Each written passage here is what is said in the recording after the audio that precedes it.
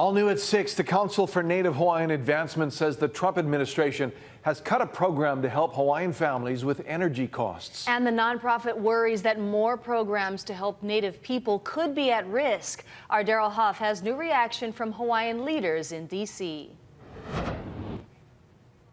There's no evidence so far that the Trump administration is targeting Native Hawaiian programs, but there are concerning signs, like the renaming of Mount Denali to Mount McKinley, and also the declaration that English is the official language of the United States.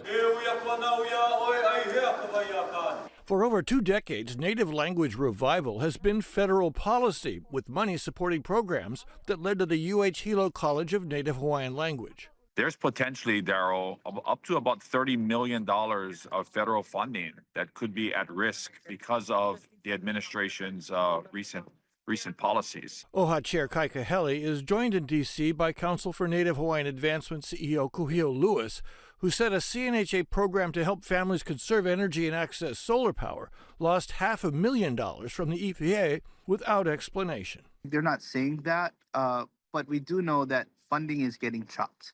And there's questions as to why. And so I feel like if we can better educate them on the impacts these monies will have, the better shot we would have at keeping them alive. Part of the strategy is to leverage cultural relationships between Hawaiians and other Native peoples into a political coalition that crosses red and blue states. It's important right now for Native Hawaiians to start working closer with Native Americans. Looking at the diaspora of Hawaiians spread out throughout the 50 states, there's got to be a way that we can activate their voices to resonate here at a national level. Trump did get a lot of support from Native Hawaiian voters. Kahele says their voices could help. A lot of Native Hawaiians that you talked about that voted for President Trump that potentially have the risk of being their funding cut. And so that's important for people to know, that elections have consequences. Choices have consequences.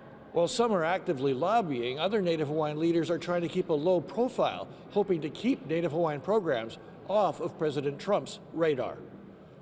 Reporting from the Office of Hawaiian Affairs, Daryl Huff, Hawaii News Now.